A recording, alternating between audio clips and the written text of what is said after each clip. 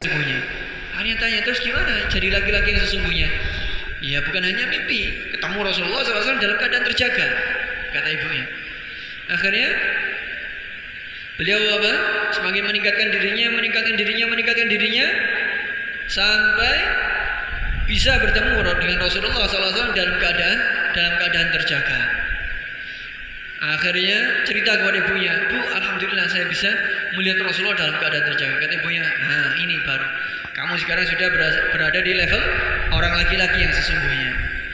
Bahkan Sayyidina Ibrahim Al-Maktuli ini dalam urusan apapun musyawarah dengan Rasulullah SAW. Ingin keluar, ingin pergi, ingin kemana, bahkan urusan-urusan yang biasa beliau mau bermusyawarah dengan Rasulullah SAW. Seluruh urusannya beliau musyawarahkan dengan Rasulullah SAW. Nah, ini salah satu karomah beliau.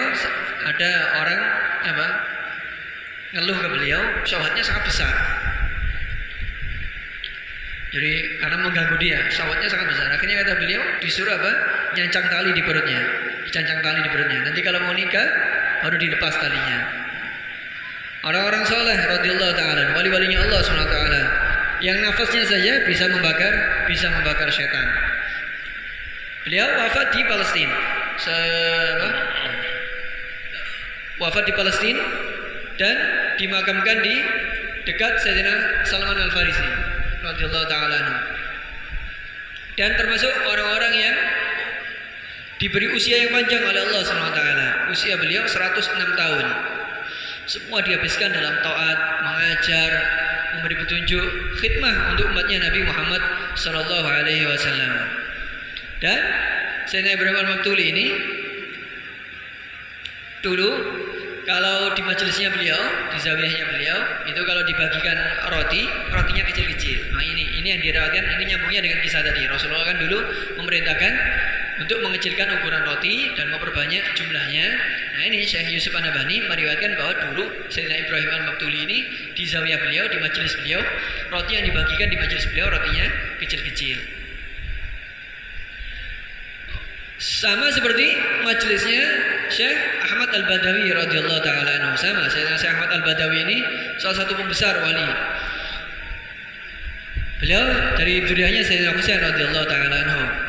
Jadi beliau di Mesir, asalnya beliau dari Maroko, tapi singgah ke Mesir di daerah antara Kairo dan Iskandaria. Asalnya beliau dari Maroko. Nah, Syekh Ahmad Al-Badawi ini dulu di majelis beliau ini dibagikan roti dan rotinya kecil-kecil. Dan jamuannya Syekh Ahmad Al-Badawi ini nggak pernah habis. Jadi ada sufro, di situ ada roti, ditaruh roti, orang datang ngambil dan nggak habis-habis. Ini salah satu karomahnya Syekh Ahmad Al-Badawi. Makanya dinamakan Bisatul Ahmadi. Bentangan makanannya Sayyidina Ahmad Al-Badawi radhiyallahu taala anhu.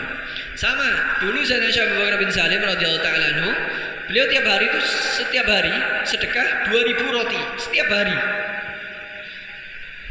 Dan kata beliau pada khutbahnya, ukur rotinya dikecilkan, jangan besar-besar, karena saya ini bukan raja, bukan apa, saya hanya anaknya Salim bin Abdullah radhiyallahu taala. Bentuk tawadhu dari Sayyidina Syekh Abu Bakar bin Salim radhiyallahu taala anhu. Inilah orang-orang soleh. Mereka orang-orang soleh kalau membuat roti dikecilkan ukurannya karena mengamalkan hadisnya Nabi Muhammad SAW.